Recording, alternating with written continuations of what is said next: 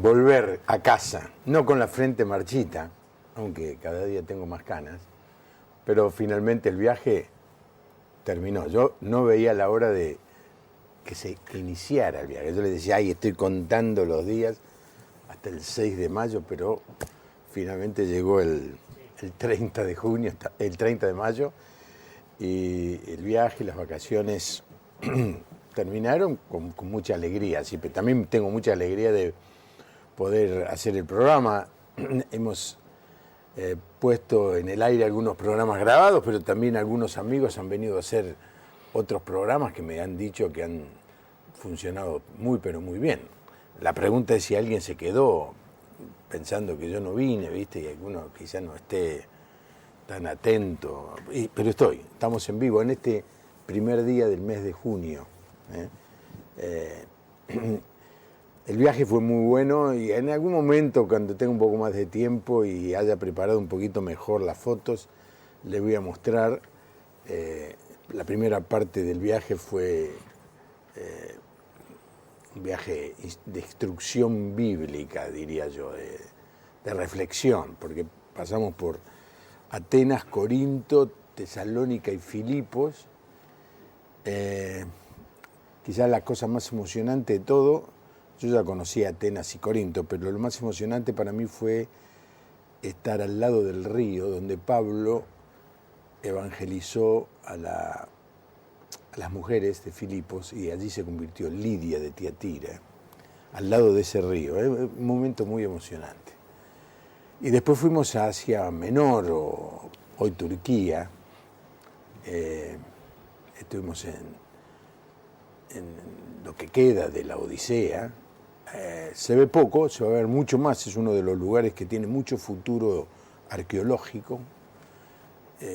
La Odisea ha tenido la suerte, en todo caso, de que no le construyeron una ciudad encima. Filadelfia, sí, Filadelfia, de construir una ciudad encima queda muy poco. Sardis, hay una pequeña ciudad, pero la parte arqueológica se ve muy bien. Lo mejor es Éfeso y Pérgamo, sin discusión.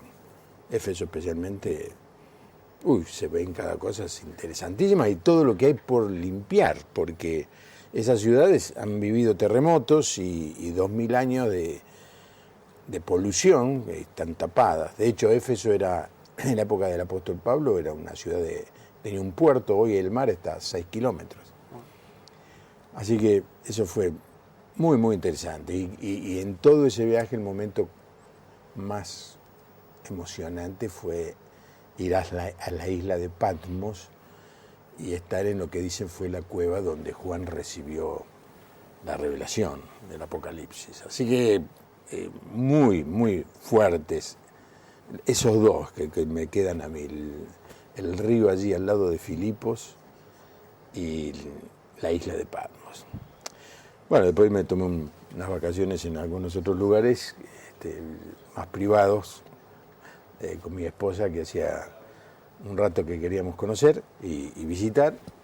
Así que terminó, ya estamos, vamos a tener programas muy interesantes. Esta noche lo va a hacer. Mañana viene Silvina Chediek y Esteban Morgado a hacer un programa que creo va a ser muy exquisito, y así sigue. Orlando Ferreres va a venir, creo, el miércoles a hablar de actualidad y economía, el autor que escribe en el diario La Nación. Así que tenemos interesantes programas para proponerle, para compartir este último tramo del día aquí en La Puerta Abierta. Los teléfonos siguen siendo los mismos, el 011, pero para que usted nos llame y nos deje un mensaje del 4568-6667, bien fácil, 4568-6667. Y para recibir un mensaje de texto, el 15 o el 011, nunca entiendo bien por qué algunos ponen el 11, otro el 15, pero bueno, no importa, alguien me lo va a explicar alguna vez. 6041-3585, es exclusivamente para recibir mensajes de texto. Hágame saber de que usted está allí y participe del diálogo que vamos a tener. Mi invitado en esta noche es Omar Hein. ¿Qué tal, Omar? ¿Cómo te va? Bien. Mucho gusto. Gracias por invitarme de nuevo. Bueno, yo le dije a Vicky, que es la productora, el primer día tráeme a alguien de confianza que hable mucho. Así, Bueno. No me siento tan intimidado por el trabajo. Yo no sabía que era el primer día. No. Pero gracias, me siento honrado por eso. Tu actividad como psicólogo, sexólogo, va viento en popa. Viento en popa. La verdad que gracias a Dios, muy bendecidos, Dios nos sigue usando y llevándonos a lugares que, como dice la Biblia, ¿no? Que si me lo hubiesen contado no lo hubiera creído. Dios está abriendo puertas extraordinarias a nivel secular y a nivel ministerial, y la verdad que estamos muy contentos. Seguís estando en un canal de televisión abierto, ¿no? Cada tanto suelo ir. Hace poquitito estuve en Ponerle la Firma con Marcelo Polino. Ajá. Estuvimos ahí y donde me invitan. A veces por cuestiones de tiempo no puedo ir, porque los canales de televisión son muy vertiginosos y a veces te dicen hoy a la tarde y para ir a la tarde a un programa tenés que suspender todo y ser un poco irresponsable con los pacientes, ¿no? Claro, Entonces uno va eligiendo los que avisan con tiempo, por ahí podemos ir.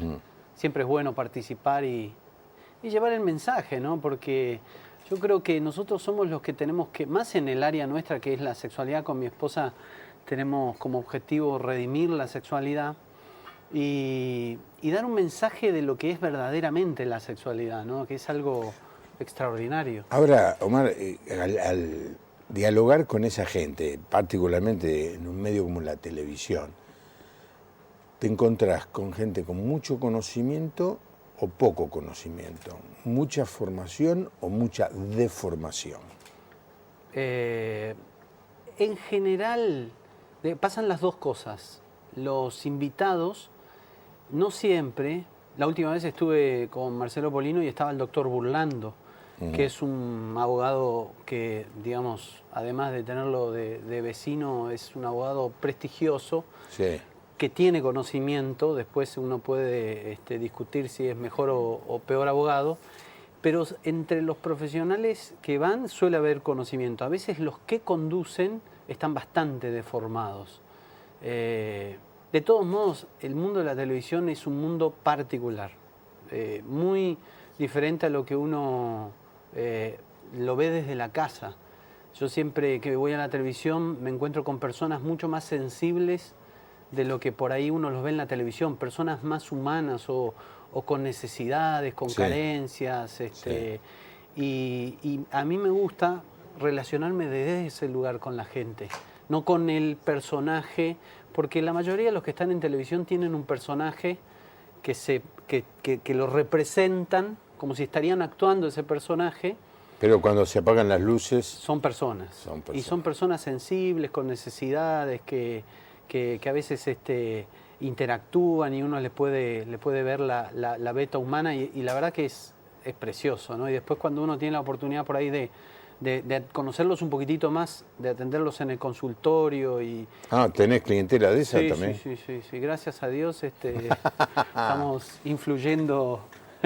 Qué bien. Sí, estamos muy, muy contentos. Bueno, aquí está mi invitado Mark Heim. Le he propuesto algo que, bueno, en realidad él me propone los temas que tiene preparado, ¿no? Y me pareció bueno, como para ordenar bien la charla, él tiene preparado una charla que titula 10 elementos esenciales de una buena intimidad o algo así, ¿no es cierto? Pero me acuerdo lo del 10, el resto lo agregué yo. Está muy bien. Sí, 10 principios para una intimidad familiar y matrimonial exitosa, ¿no? Porque con el amor a veces la gente cree que es un fármaco que resuelve todas las dificultades. Creen que con amor es suficiente para llevar adelante una pareja o una relación sexual satisfactoria. Y no es así. El amor es un lindo elemento, es necesario el amor. Pero la realidad es que todos tenemos dificultades en nuestras parejas y creo que hay que respetar ciertos principios para que nos vaya bien. Tenemos que respetar algunos, trabajar en nuestra pareja para que nos vaya bien, a nivel de interacción y a nivel sexualidad. Sí. No sucede mágicamente.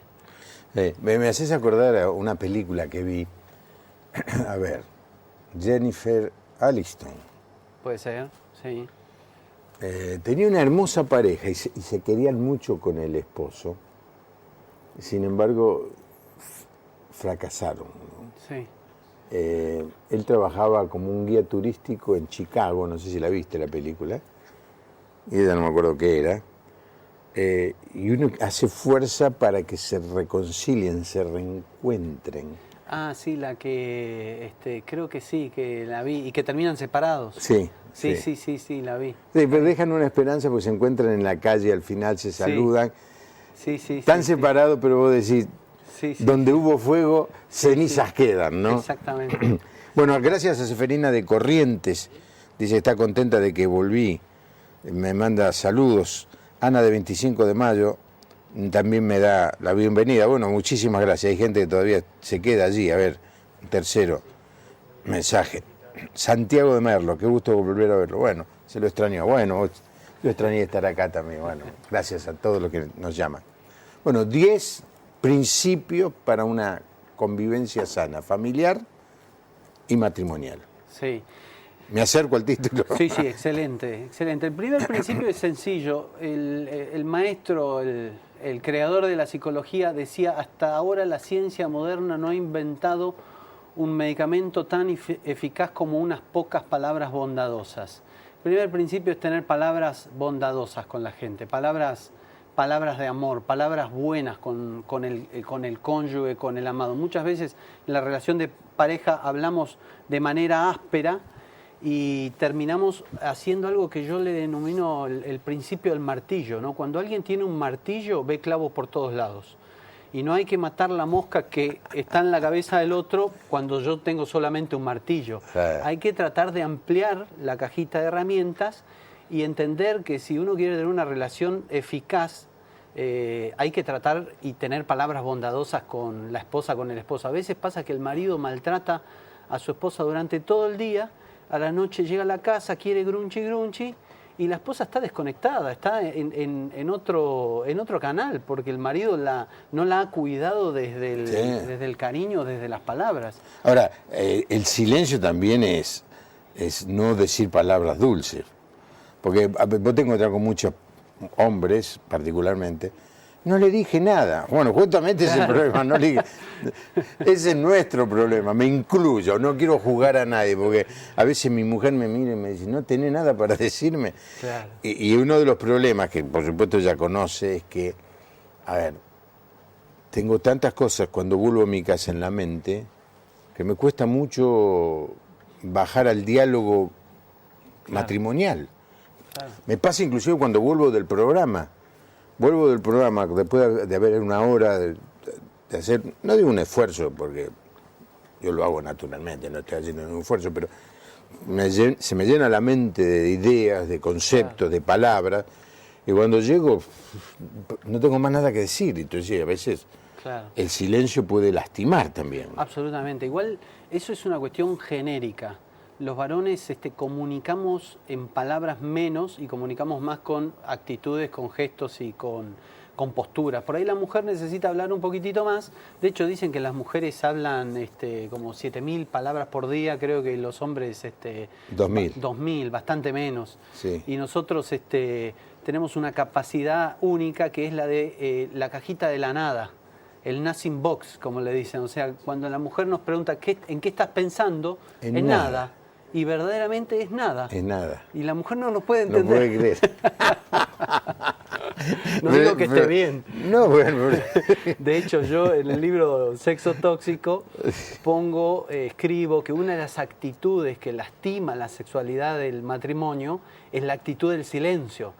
Esto no quiere decir que a veces permanezcamos en silencio, sino parejas que siempre responden con silencio ante el conflicto, ante la amenaza, o cuando se sienten acorralados porque cometieron un error. Es extraño, pero hay gente que no puede reconocer sus errores, que se equivocó, que cometieron un error, y a pesar de que es más sencillo decir la verdad, perdóname, me equivoqué, se llaman al silencio y cancelan el tema hasta que aparece otro tema. Creen que lo cancelan. Y creen que lo cancelan, claro, exactamente. Sí. Bueno, este primer punto, Omar, tiene una raíz bíblica muy fuerte. Mientras vos hablabas me acordaba de una frase, un texto que mi mamá nos enseñaba de chico, porque nosotros como hermanos nos peleábamos, todos los hermanos. La blanda respuesta quita la ira, sí. Mas la palabra necia hace subir el furor. Sí, ¿no? Extraordinario. Y después en Romanos capítulo 12 dice, bendecid, habla bien, claro, y no maldigáis. Claro. Y es un principio muy importante porque Claro. las palabras no se las lleva el viento, tienen peso, tienen influencia, tienen consecuencias. Aparte, las palabras crean realidades. Nosotros estamos hechos a imagen y semejanza de Dios, y Dios, cuando hizo el mundo, dijo y fue hecho. Y la semejanza que nosotros como hijos suyos tenemos es que tenemos el poder creativo de las palabras. Si nosotros en nuestro matrimonio decimos cosas buenas, eso es más factible que eso se vuelva realidad. De hecho, otro de los principios que yo los anoté acá es elevar el nivel de expectativa. Hay que aprender a hablar fe de nuestro matrimonio. Joel Hostin dice que él descubrió un principio sencillo que la psicología cognitiva hoy lo tiene ya incorporado, y él dice que es imposible hablar bien y permanecer con un espíritu de derrota. Él dice que es imposible alabar a Dios y que el espíritu de amargura permanezca. Y es extraordinario esto, porque cuando uno está mal, esto sirve para la depresión, para la tristeza, cuando te peleaste con tu esposo, con tu esposa, con un hijo, uno tiene una tendencia natural a hablar negativamente. Pero cuando de repente uno empieza a hablar bien, a agradecer por las cosas lindas que tiene, el espíritu de derrota se tiene que ir. Por eso la Biblia pregunta 7 veces, ¿qué ves? Como que si a Dios le importara lo que nuestros ojos espirituales ven. Y en otro párrafo dice que tenemos que hacer sacrificios de alabanza. Es decir, aunque nos cuesta, aunque no tengamos ganas, cuando empezamos a dar gracias por las cosas buenas que sí tenemos, o por ese esposo, esa esposa que tal vez estamos enojados, pero que seguramente, si somos objetivos, podemos pensar todas las cosas lindas que sí podemos compartir. Y a nivel sexual, esto no es una excepción. Nosotros en el consultorio atendemos mucha gente que vienen derrotados a la consulta, vienen hablando mal de su sexualidad. Hace 7 años que no tenemos sexo en nuestro matrimonio, yo creo que me engaña, esto siempre fue así, a esta altura no va a cambiar. Y una de las cosas que cambian la realidad de la gente es enseñarle a hablar. Cuando la gente aprende a hablar, yo le llamo como cristiano, hablar fe de su propia sexualidad, de su esposo, de su esposa, suceden cosas diferentes. Cuando en el medio de una pelea yo siempre le digo a la gente, no importa cuánto me grites, nunca me voy a separar de vos, es como introducir un mensaje diferente en una interacción que por sí es bastante áspera y ruda. Y ese mensaje, hoy los psicólogos cognitivos trabajamos con esto, cambia la estructura incluso de nuestro organismo. Hace poco estoy haciendo un curso de neuropsicología, y siempre se pensó que la genética modificaba los pensamientos. Eso es bastante entendible. Es decir, una persona con una genética, una tendencia al alcoholismo, siente deseo de consumir alcohol y piensa en consumir alcohol. Hoy se sabe que los pensamientos producen cambios en la genética del ser humano. Esto es extraordinario. Bueno. Es una capacidad que Dios nos ha puesto de poder modificar nuestra propia realidad. Sí, y digámoslo más claramente.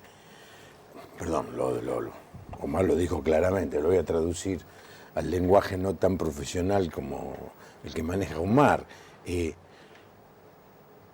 Un buen pensamiento, un pensamiento de fe, un pensamiento positivo, sana el cuerpo. Absolutamente. Sana el cuerpo. ¿Sí? Una actitud negativa, una actitud de negación, una actitud de silencio, nos enferma.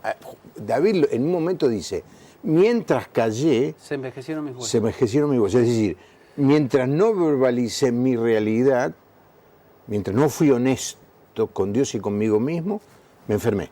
Estos días aprendía algo interesantísimo, porque uno nunca deja de aprender, ¿no? Que cuando la persona habla mal, genera neurotransmisiones que producen un proceso inflamatorio en el cuerpo. Por eso a la gente le duele la cabeza, tiene contracturas, tiene problemas en las manos, en las articulaciones. Y ese proceso inflamatorio se cree, hoy se sabe, que genera depresión. Es decir, hoy están discutiendo si qué es primero, si el proceso inflamatorio que genera depresión o la depresión que genera el proceso inflamatorio. De ahí que muchas personas que hablan negativamente toman y tienen el dolor de cabeza, se toman el Tafirol, le baja el proceso inflamatorio y se sienten un poco mejor.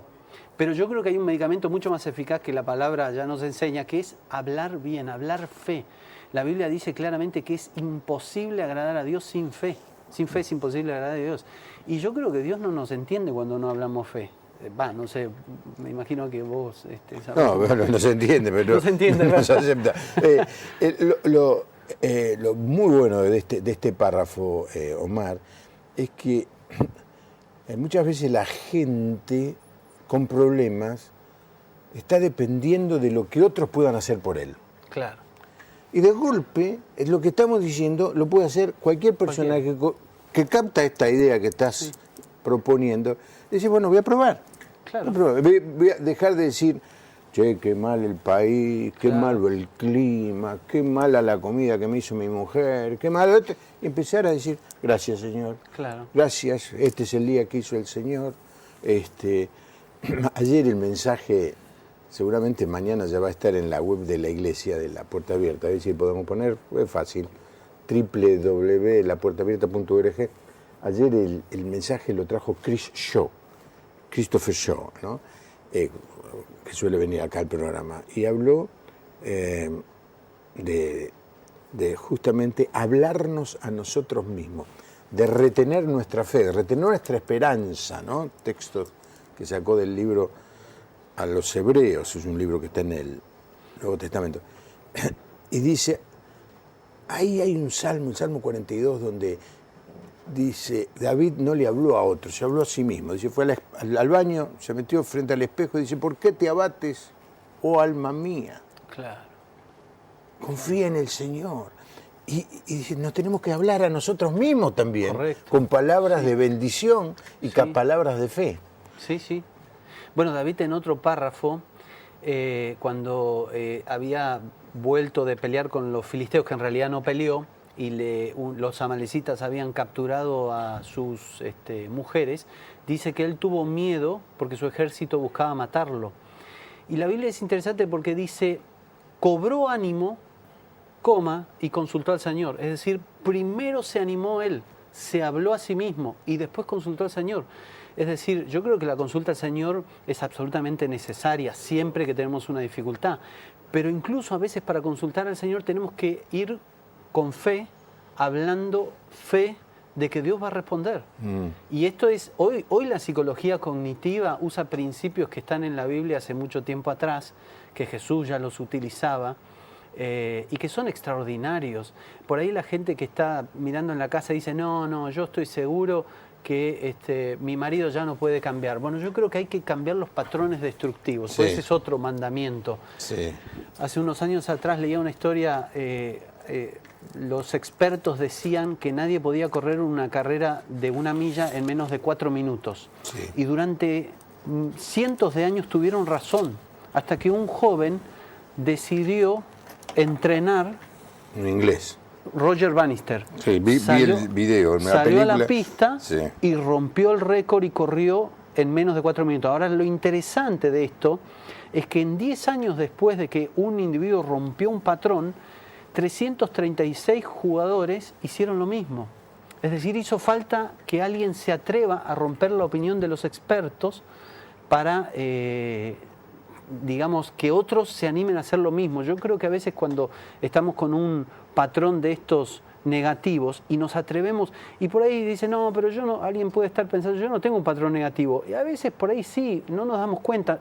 Por ejemplo, esto de decir, el país no va a cambiar, yo no voy a poder comprarme mi casa, es imposible mandar a los chicos a un colegio bueno. Bueno, esos son patrones que hay que romper. Hay que pensar correctamente, mi marido no va a cambiar, sí puede cambiar. Mi esposa siempre va a ser así, no, hay que tratarla como la mujer que yo quiero que sea, no como la mujer que es. Entonces, cuando yo la trato como la mujer que quiero que sea, no solo la miro diferente y eso me cambia a mí, sino que en la interacción voy a contribuir a cambiarla a ella, que es lo que la gente siempre quiere hacer, ¿no? Viene a la terapia para cambiar al otro, y uno le enseña a cambiar, no sé si cambiarse, pero mirar diferente, que es en definitiva lo que te cambia. Carlos de Resistencia, bienvenido, pastor, se lo extrañó, Dios los bendiga. Saludos al invitado. María de Junín, es de bendición verlo bien, Dios lo guarde. Gracias, Maxi Miri, saludos a Omar, te esperamos por Bahía en septiembre. Sí, voy a estar por ahí. Bahía Blanca. Bahía Blanca. Sí. Bueno, esto no tiene nada que ver. Soy de Mercedes Corrientes, estoy en un estado de depresión hace 5 años, me separé y hay veces que quiero dejar todo. Mercedes necesita ayuda usted. Lo primero que le pasa a la gente que está en su estado es tiende a aislarse, tiende a encerrarse, tiende a no juntarse con aquellos que puedan darle una palabra de ánimo, de estímulo. Ahora, usted me dice, ¿por qué sabe usted de esto?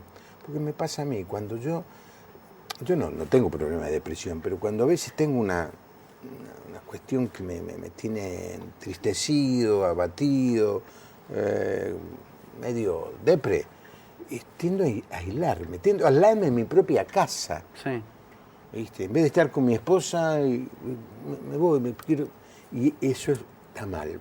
Yo digo, Mercedes, busque una comunidad que la pueda ayudar a transitar este proceso. Busque una iglesia y dígale a quienes usted tenga confianza, mira, me estoy pasando por esto, necesito ayuda, necesito que me banquen. Y es muy posible que pronto usted encuentre el camino de la sanidad. Bueno, hablamos solamente del primer punto y se nos fue media hora de programa.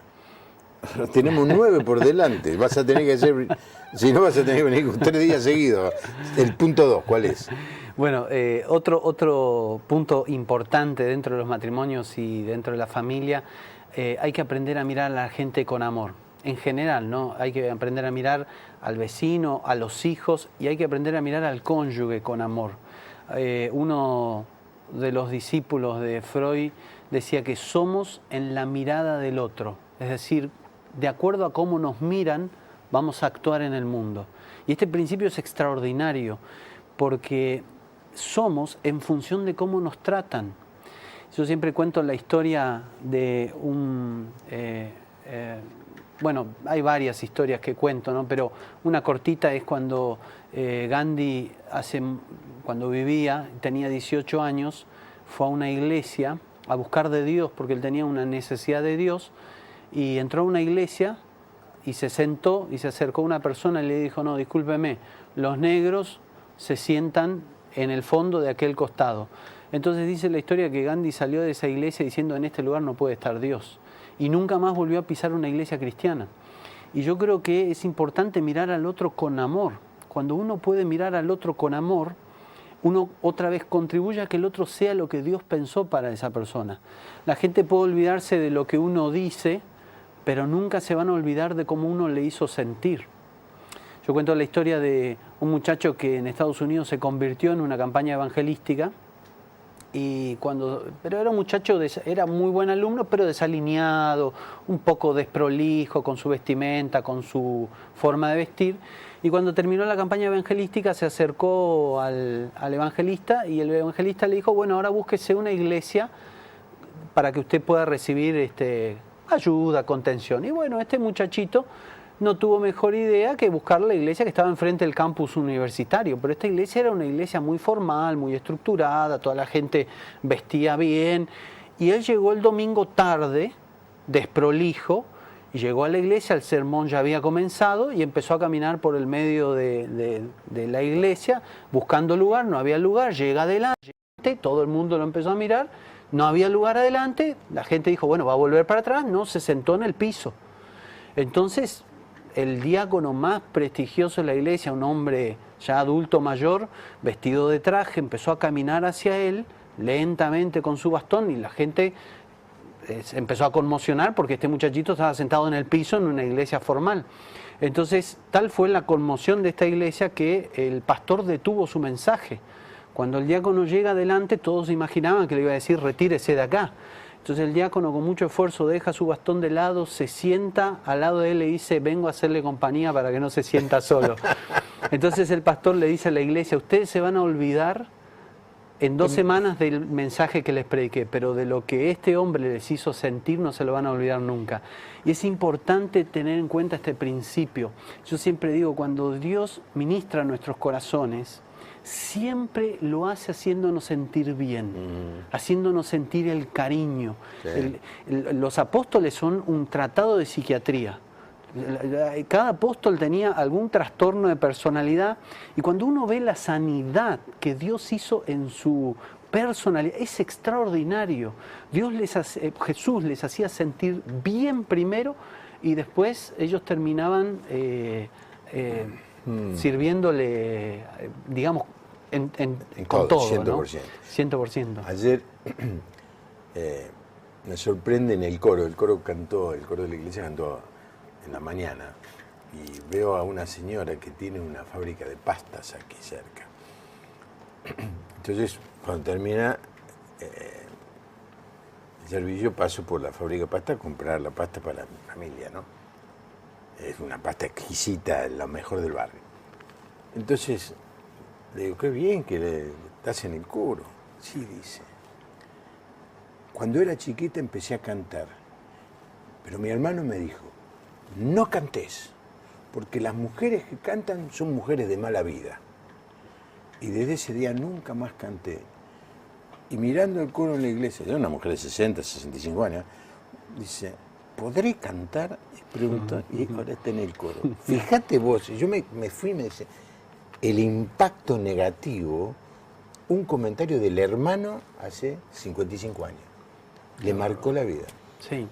Pero tuvo la capacidad ahora de vencer eso. De darlo vuelta. Pero una palabra sin amor en el matrimonio cuesta mucho revertirlo. Pero a los hijos, en la familia, claro, les puede marcar la vida, ¿no? Bueno, ayer publicaba en el Facebook una frase que decía, los padres que aman a sus hijos crían hijos que saben amar. Y yo creo que es fundamental amar a nuestros niños. A veces los chicos reciben en el colegio 7 comentarios negativos por cada un comentario positivo. Y cada vez que recibimos un comentario positivo, todos nos ponemos contentos, pero podemos recibir 5 comentarios positivos, pero uno negativo nos desarma. Por eso tenemos que acostumbrarnos más en el matrimonio a ser personas que suelten el elogio. A veces cuando uno está contento hay que decirlo, si uno está contento con los hijos hay que decirlo, hace falta decirlo. Muchas veces no lo decimos porque creemos que el otro ya sabe, pero hay que decirle a nuestra esposa, a nuestro esposo que estamos contentos de que estén al lado nuestro, abrazar a nuestros hijos. Estas cosas crean realidades diferentes y hacen que obviamente uno resuelva problemas a veces de manera mucho más sencilla, ¿no? De lo que uno puede incluso imaginarse. Carolina Mercedes nos manda saludos, gracias. Oscar Oviedo desde Caleta, Olivia, es chofer de larga distancia y está en un hotel mirando el programa. Quisiera volver con su esposa y pedirle perdón por haberse ido y abandonarla. ¿Qué consejo le dan? Ya que la sigue amando. Ella es de Catamarca. Gracias por hablar de este tema en esta noche.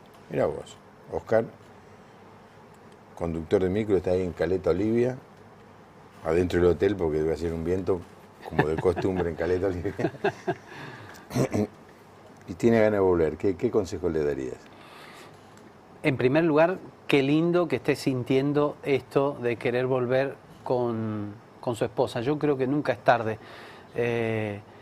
Creo que tal vez habría que decirle esto, ¿no? Palabras cariñosas, palabras de amor.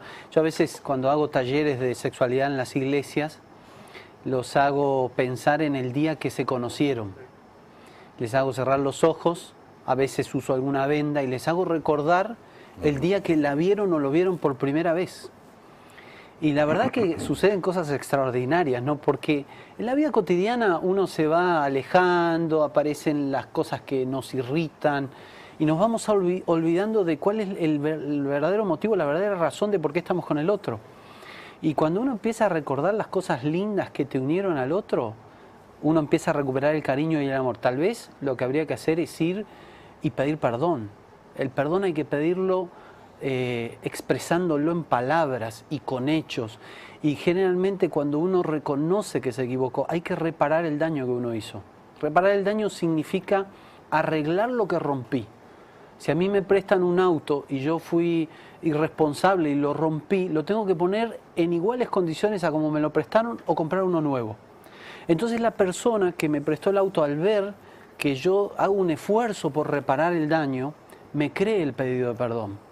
Si no, muchas veces queda en una especie de declaración, bueno, perdoname, ya te pedí perdón, ¿qué más querés que haga?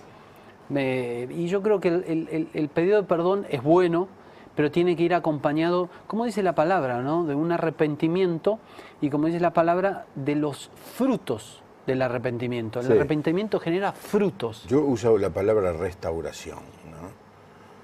Por ejemplo, te pedí prestado 100 pesos, 5.000 pesos, me prestaste 5.000 pesos y yo no te los devolví.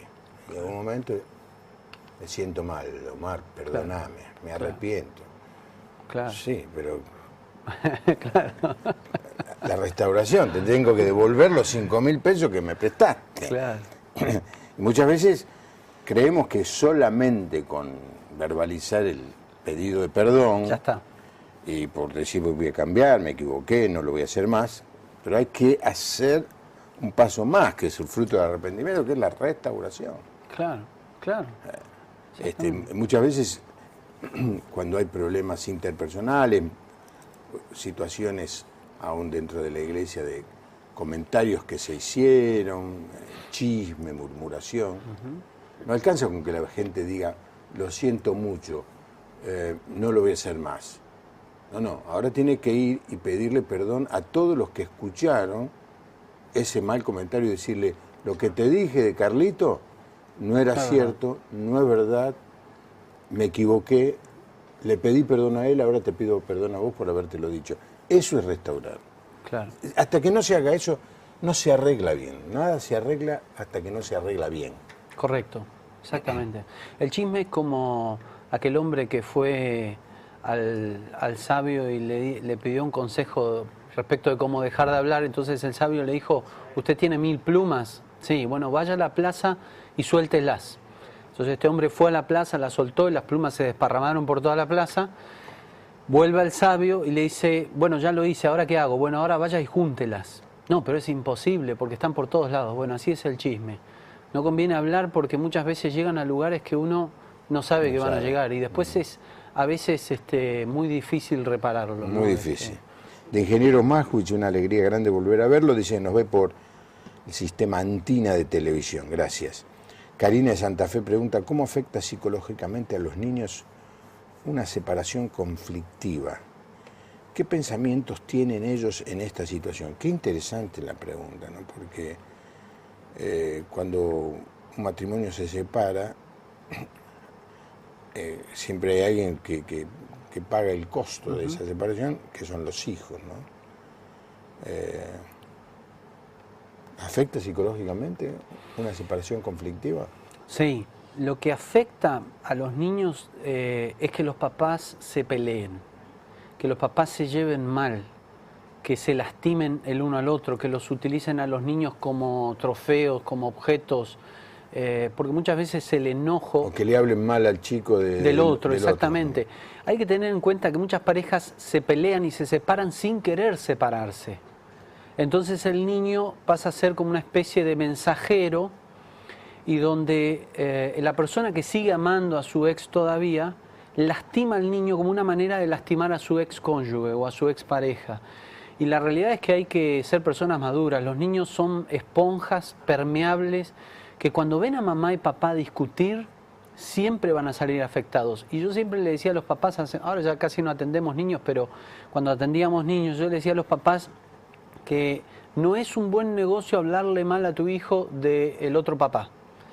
Los chicos pueden creer durante un tiempo lo que, aunque sea verdad, Vos le podés estar diciendo algo que es cierto del otro papá, pero sigue siendo el otro papá o la otra mamá. Los chicos después crecen y sienten un resentimiento por la persona que les habló mal del otro. Hace muchos años atendí un tartamudo que vino al consultorio diciéndome, bueno, vengo porque soy tartamudo, ¿no? Entonces yo le digo, ¿y desde cuándo sos tartamudo? Desde los 2 años. 2 años, le digo, qué interesante. ¿Qué sucedió a los 2 años para que te vuelvas tartamudo? A los 2 años me pareció extraño cuando todavía el chico no sabe hablar.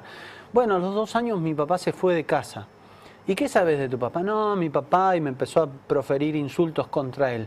Y yo le digo, ¿cómo podés decirme eso de tu papá si a los 2 años vos no tenías conciencia de cómo era tu papá? ¿Alguien te enseñó lo que me estás diciendo de tu papá? ¿Quién te enseñó?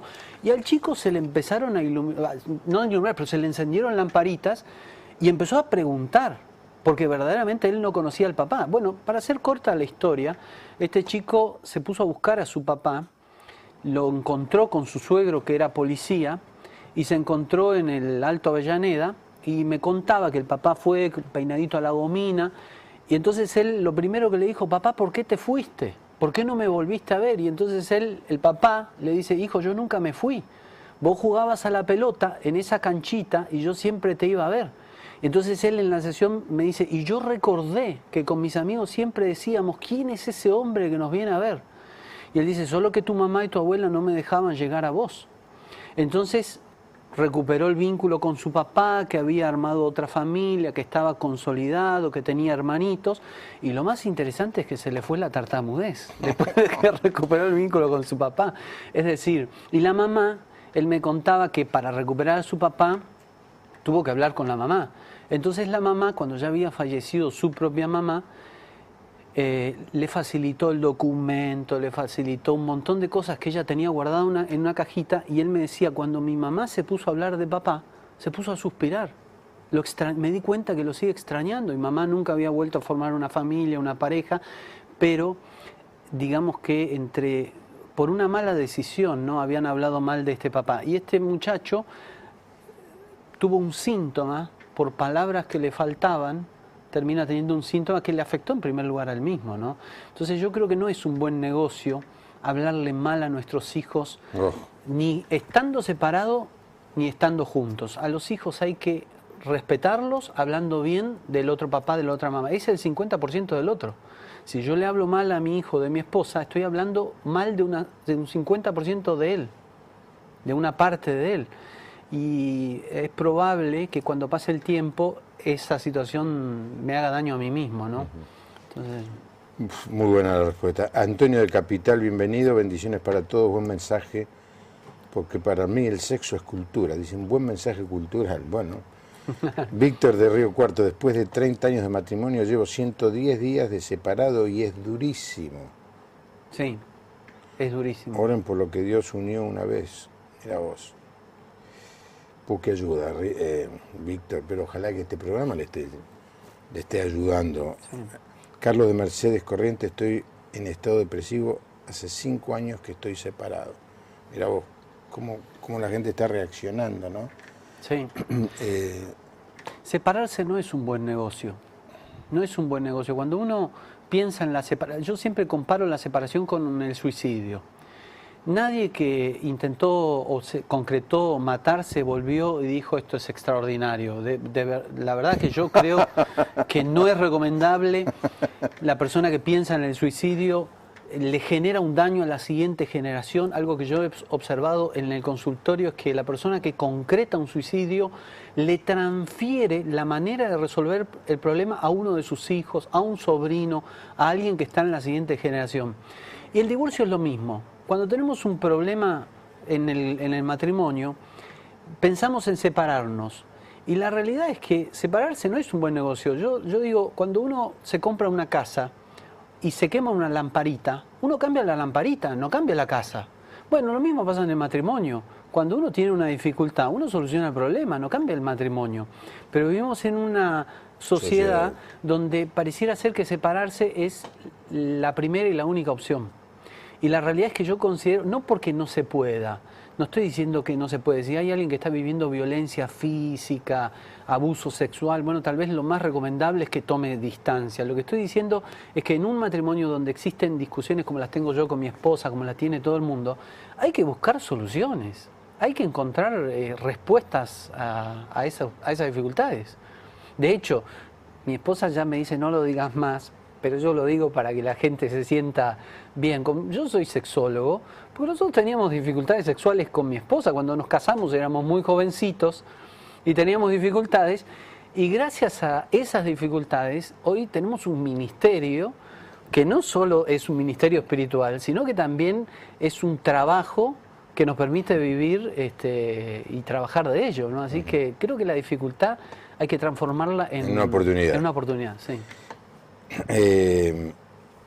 Aida de Formosa dice si puedo cantar algo. Dice, las veces que canta estalla el programa. Sí, no se queda nadie mirando el programa. A ver, vamos para atrás. De Almafuerte, Córdoba, muy lindo el programa. Nos gusta mucho escuchar lo que están hablando. De Misiones preguntan si los esposos pueden ser confidentes o no conviene. Mira qué interesante la pregunta. No, yo creo que sí. Los esposos, para mí, el matrimonio es la mejor amistad con momentos de erotismo.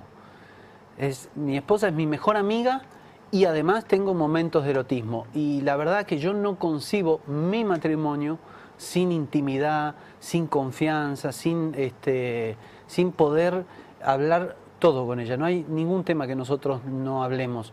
Si hay un tema que tal vez yo no puedo hablar con ella, es tal vez un tema que debería evaluarlo si tiene que estar o no en mi vida. A ver, pero me está poniendo en un problema a mí ahora. A ver. Viene un paciente tuyo, te cuenta una intimidad, ¿vos vas y se lo contás a tu señora? No, está muy bien esa acotación. Porque yo, por ejemplo, temas de la iglesia, problemas, cuestiones pastorales, yo no lo comento con mi señora. No, es verdad, es verdad. Hay veces que una persona ha sido infiel, esto también es una recomendación por ahí polémica, pero si el cónyuge no lo sabe y la persona está arrepentida, muchas veces la recomendación es no decirlo, cambiar la actitud, cambiar la conducta y no decirlo. Es decir, ¿para qué dañar el corazón del otro si el otro por ahí no lo sabe? No, eso yo estoy de acuerdo.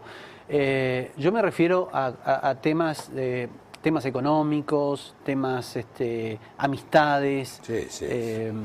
Digamos que cuando hay una dificultad, un problema, por supuesto, confiar en el cónyuge y ser confidente no quiere decir ser un estómago resfriado, ir a contar todo lo que uno experimentó. No, claro.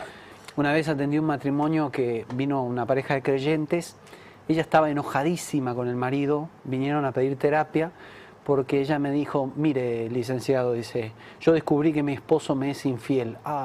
¿Y cómo lo descubrió? Bueno, mire, resulta que él cuando duerme tiene erecciones nocturnas y yo lo palpo y tiene una erección nocturna y él no está soñando conmigo. Le digo, ¿cómo lo sabes? Yo lo sé. Bueno, yo me preguntaría si ella no tiene alguna cuestión. Está tomándolo como espejo y le explicaste claro. Que la elección dos o tres veces es natural. Es claro. Absolutamente necesaria, no solo natural, es necesaria. La mujer no lo sabía, ¿no? No sé si no lo sabía, que se hizo, pero ella estaba convencida de que su marido le era infiel con sus sueños eróticos con otra mujer, que seguramente él soñaba con otra y no con ella. Pobre. Soy Fernanda, dice, mis padres siempre se peleaban, mi madre le fue infiel. Hoy me cuesta formar pareja debido a eso. Y pregunta, ¿cómo superarlo? Qué buena pregunta, ¿no? Yo creo que cuando tenemos a veces un dolor, primero y principal, no hay que tenerle miedo al dolor. Hay que sentarse a dialogar con el dolor, enfrentarlo, madurar una dificultad, y un dolor es una señal de que tenemos un problema en esa área de nuestra vida y que hay que hacerlo madurar, hay que hacerlo crecer. Dios es maravilloso. Yo hace poco descubrí un principio de casualidad de que Dios nos lleva al lugar de nuestra derrota estando en victorias. Y ahí hace nuestro último punto de sanidad.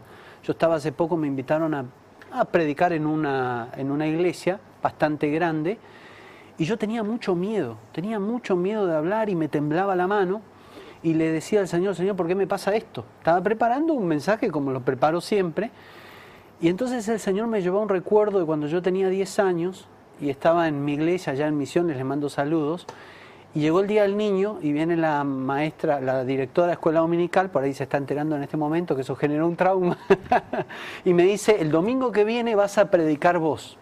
Y yo le dije, bueno, como todo niño, pero salí de la iglesia y me olvidé. Al domingo siguiente llego a la iglesia alemana, estructurada, viene la directora y me dice, ¿te acordás que predicás vos hoy, no?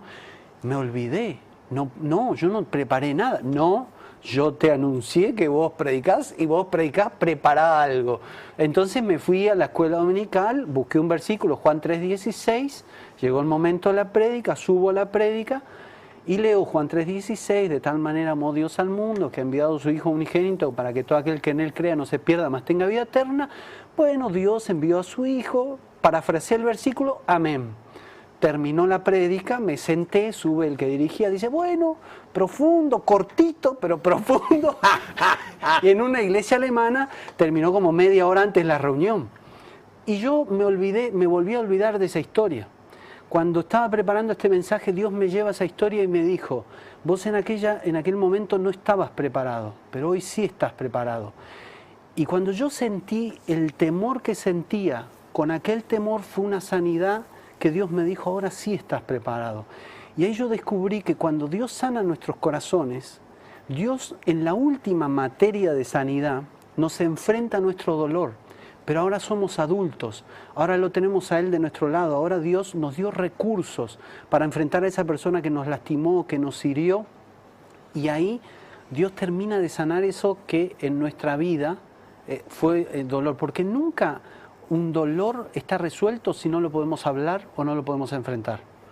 Si yo no puedo hablar de un dolor, de un problema sexual, es porque todavía no lo tengo resuelto, porque hay algo que todavía lo tengo que trabajar. Lo tengo que hablar, puedo hablarlo con el pastor, puedo hablarlo con algún hermano, y siempre en la medida de lo posible buscar personas que den testimonio de estar delante nuestro en la carrera, ¿no? O sea, que tengan digamos, una vida espiritual que me puedan ayudar, que me puedan aconsejar, ¿no? Fernanda, que su madre se haya equivocado y que sus padres se peleaban, no quiere decir que usted va a hacer lo mismo. Usted puede romper con ese mandato cultural o mandato familiar, ¿no es cierto? Si se aferra al Señor, si el Señor le va a permitir a usted vencer, pasar por encima de esa historia que usted expresa que la condiciona. No, lo que nos debe condicionar, nosotros somos cristianos, es la palabra de Dios, no la historia de nuestros padres. Y esto va para el lado positivo y para el lado negativo. En este caso, la experiencia es negativa, pero vos sabés que también, es para otro tema, ¿no? Muchos hijos de padres exitosos están condicionados y nunca terminan de sentirse realizados en la vida porque no pueden igualar al padre. Sí. Sí, pero usted, la historia del hijo no tiene nada que ver con la historia del padre. Sí. Así haya sido negativa o mala, como en el caso que nos cuenta Fernanda, o positiva, ¿cierto? Y esto es una cosa, yo algo que tuve que trabajar en mi vida, porque mi padre fue un hombre tremendamente bendecido, un hombre extraordinario. Ser el hijo de don José era una cosa, toda mi vida me dijeron, ojo, portate bien, toda mi adolescencia, ojo, portate bien, que sos el hijo de don José, ¿viste? Peso la mochila sobre mi vida. Claro. Hasta que un día tuve que decir, bueno, pero está, mi papá y yo soy yo. Claro. Yo no necesito igualarlo a él, yo tengo que cumplir el propósito que Dios tiene para mi vida. Correcto. Como él cumplió el propósito que él tenía para su vida. En la Biblia hay hijos buenos de padres malos, especialmente en el Antiguo Testamento, y hijos malos de padres buenos. Es claro. una cosa no condiciona a la otra, claro. Y uno puede liberarse de ese mandato, aferrándose al mandato que Dios tiene sobre nosotros. Tengo planes sobre vos. Claro. El Señor te dice, Fernanda, tengo planes sobre vos, maravillosos, bendecidos, que vos no te podés imaginar. Jorge de Devoto, del lado de afuera, porque la cárcel de Devoto tiene gente del lado de adentro y hay gente afuera. Ahora, por alguna cuestión, Jorge dice que está afuera. A mí me hace pensar, quizá alguna vez estuvo adentro. Los mandamientos que faltan, dice. Lo escucharemos en otro programa, claro, faltan 3 minutos y ¿qué hicimos? ¿El 1 y el 2? Y más o menos. Ay, señor. Muy bueno el invitado, dice que es un gran amigo tuyo. Lo visitabas cuando estaba adentro, posiblemente. Puede ser. Sí. No, para su tranquilidad nunca fui a Devoto. Bueno, Jorge. Gracias, Jorge. Bueno, che, Omar, yo creo que nos quedan. A ver, ¿podés mencionarlo los otros títulos? No, uno nada más. Hay que eliminar la culpa. Hay gente que no puede disfrutar. El que siente culpa cree que merece castigo. Y cree que de alguna manera no puede. Tenemos que aprender a jugar, a divertirnos, a tomar la Coca-Cola, a irnos de vacaciones. No, veneno la Coca-Cola, me dijo la dietóloga que no. Bueno, pero es mejor la Coca-Cola a otra gaseosa que te perfora el estómago, porque tal vez no tengo libertad para comprarme algo rico, algo que vale un poquitito. Y hay que eliminar la culpa. Uno tiene que. La gente siempre me pregunta en las charlas de sexualidad. Me dice, ¿hasta dónde, hasta cuántas veces podemos hacer el amor sin pecar? Y yo le digo, hasta que te desmayes. Entonces, si son matrimonios. Si son, por supuesto, los matrimonios vienen juntos los matrimonios. Un programa cristiano. No, vienen juntos los matrimonios y yo le digo, hasta que se desmayen, porque verdaderamente Dios nos hizo. Dios es muy divertido, es alegre y quiere que disfrutemos. Hay gente que no se toma vacaciones. El otro día hablaba con un hombre que me decía, yo durante años no me tomé vacaciones porque creía que si me iba de vacaciones, los clientes iban a ir a comprar a la competencia. Y años pasé sin tomarme vacaciones hasta que un día dije no aguanto más. Y me tomé una semana de vacaciones. Y cuando volví descubrí que todos los clientes estaban esperando para comprarme de nuevo a mí. Y este hombre tuvo libertad en algo tan sencillo como volver y darse cuenta que los clientes seguían esperándolo a él. Como dice... La gente, la audiencia esperará los próximos puntos, así que te invitamos para dentro de unos días, cuando puedas, y seguimos. Bueno, ¿cómo no? Dejamos puntos suspensivos. Puntos suspensivos. Bueno, porque ha provocado mucha sed en la audiencia, te lo afirmo yo por lo que leo en los mensajes y por lo que percibo, intuyo más que percibo, de que todos queremos tener un hogar feliz. Y hay principios, hay reglas, hay mandamientos, hay pasos a seguir. A veces parecen cosas tan simples que por simples las descartamos, ¿no? Hablar bien, tener gestos de amor, miradas de amor, no vivir con culpa, entregarle nuestro pasado, nuestros errores al Señor y permitir que el perdón que Él nos ofrece nos limpie y nos ponga otra vez en el punto de largada de la carrera sin culpa y sin reproche. Bueno, 3 cosas extraordinarias para cerrar la noche. Gracias, Omar. Por favor, gracias a ustedes. Mañana va a ser una noche exquisita. Silvina Chediek y Esteban Morgado, dos personas que yo miraba en sus programas, los habrás visto, lo habrá visto toda la audiencia, y mañana no sé si voy a ser yo el invitado o voy a ser el conductor. Gracias, Omar. Gracias a usted. Nos encontramos mañana aquí. Que Dios le bendiga.